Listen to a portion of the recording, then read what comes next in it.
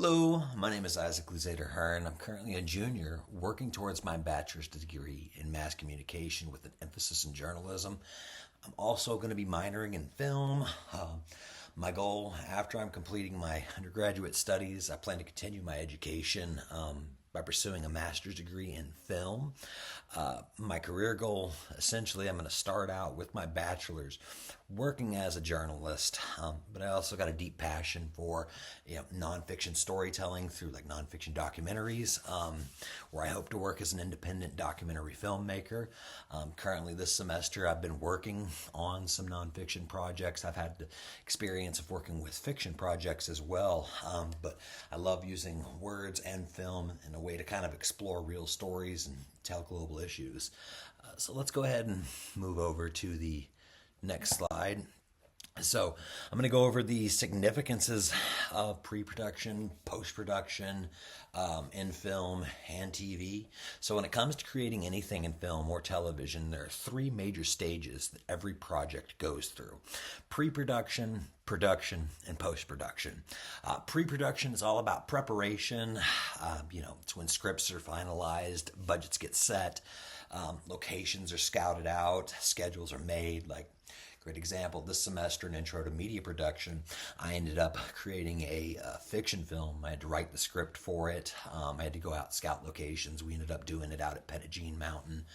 So I had to go out there, kind of get where I wanted to set my camera, set it up for the shot, so that way when I go in during production mode, I don't have to sit here and scramble figuring out where I want to put my cameras and stuff. Pre-production, though, it's crucial. Solid planning ends up saving time, money, and stress later on. I know right now in college, this stuff has been not really so much money to be made and money being spent, but it's a lot of time that I've saved myself going in.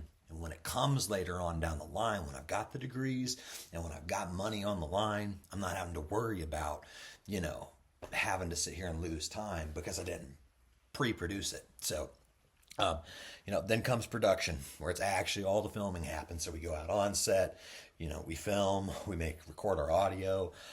This is when all the cast crew, we get together, we bring the script to life. Excuse me there, sorry about that. Give it things. So like back to this project, that's when I had my cast that I got together, pre-production, had my script and everything. We went out on site and we began filming.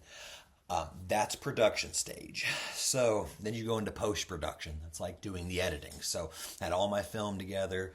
I had to go through, get all my audio, I had to work out. I had somebody working with me on that project. So they were more in that post-production stage, but it's really where the magic happens. It includes editing, adding music and sound, effects, color corrections, special effects. It's that phase where that raw footage turns into a polished, final project. All three of these stages, they're essential and they're rooted, all being, if you do them all correctly, you end up with something good at the end, but it takes all of it to make it happen. Okay, we're going to go ahead and move to the next project or next slide. So, understanding copyright laws in media and TV. Copyright laws play a vital role in media and television. It protects creators' rights and ensures that our original content, like this project I worked on, The Trail, my scripts, the videos, the images, everything that I put in it cannot be used without permission. So, it gives creators legal ownership and control over our work. It's important in an industry built around and for creatives. A really good example of a serious copyright issues.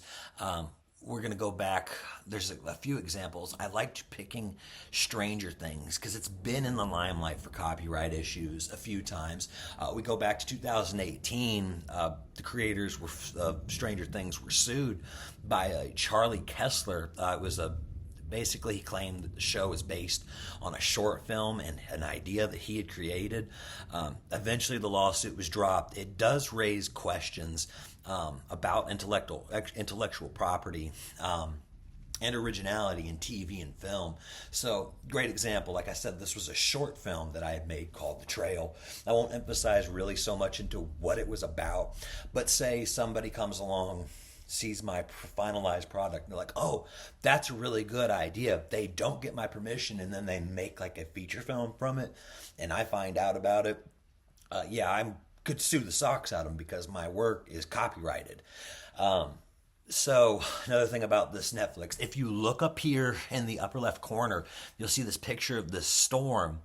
And then there's this picture to the right that's got the Netflix in it. That was actually, they were in the limelight again, the creators of Stranger Things, because they used an edited version that was almost identical to this tornado picture that Sean Heavey, I believe is his name, had created.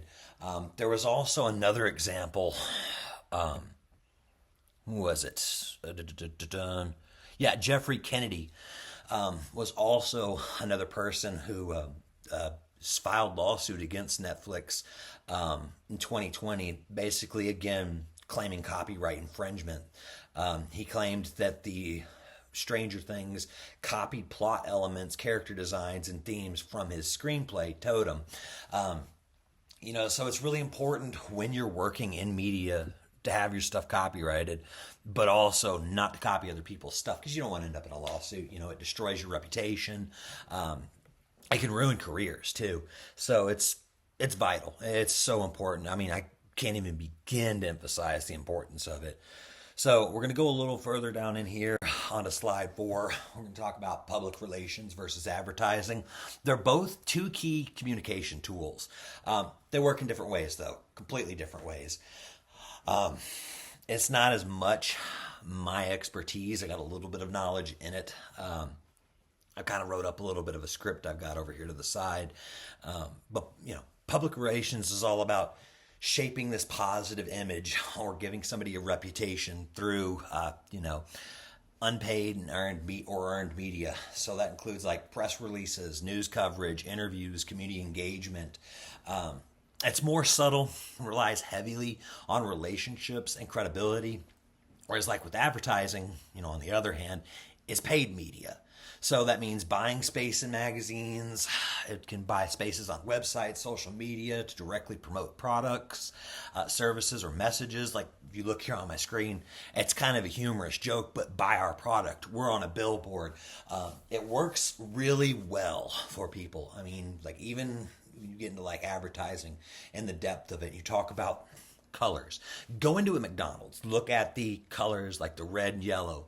Certain colors will actually make you hungry. So when you're watching television, say, and you see these different commercials, and they'll pop you with some of these specific colors, like food, reds and yellows are really big on making somebody hungry. If you want to start thinking about kind of more money and stuff, popping greens and stuff. It's really interesting when you talk about it from a psychological perspective. Now, anyway, I won't divert.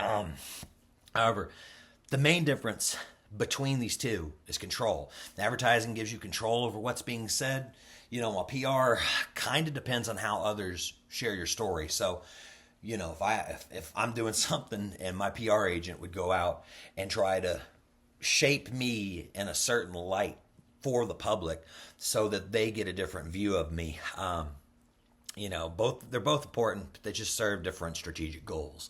All right, we're going to go ahead now to the last slide here and talk about how my career path is going to benefit from having media skills. I mean, even just this semester, like I said, I'm a junior now, so I've got everything prereq out of the way. Like as far as my general academics go, this semester and next semester, I'm really working on specifics that I have to have for my degree. My entire senior year is going to be in electives. Like my career path being focused primarily into journalism and independent documentary filmmaking. They're both require media production skills. They're absolutely essential. Knowing how to do film, going out, learning how to edit, producing good, high quality content is absolutely important for me. It allows me to have the freedom to tell stories that are visually captivating and engaging and just emotionally powerful.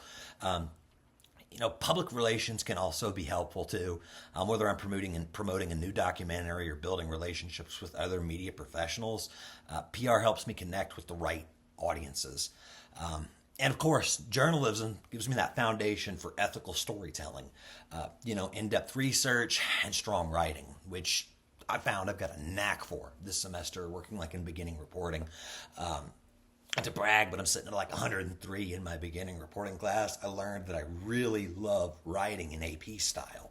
So, going to school, actually getting hands-on experience with these different things has been immeasurably valuable for me as a person working in media. I can't even begin to tell you enough how important it is to learn this. I know a lot of people want to learn, freelance, go off YouTube videos, get whatever. Going the traditional route, however, with school, having set, projects that you work on, gives you the skills. I know it's given me the skills to be well-rounded for, even though my bachelor's is in journalism, some of the main courses you've got, like intro to web design, news editing, which is very important, beginning reporting, intro to media production, mass media and society, media and the First Amendment, TV, radio, journalism, things like that are vital to have. Even though some of that, you wouldn't think so much for a journalist, like media production would be that important. But great example, I learned how to properly interview somebody, even more than just from working a camera's perspective, because you'd set it up for open and closed shots. It changes the perception the viewer will have on a person, but also how you ask your questions. So one of the most important things I learned was asking, how does this make you feel? When you get down to that with a person, you can get some of the best answers. Just learning that and gaining those skills has been immeasurable. Altogether, all these different areas of media, they work together, and they've been working together to help me become more capable and just a better, well-rounded creator. So anyways, that, I'm going to conclude it. I appreciate your time. I hope that it's been a good presentation and that I've executed it well. Thank you.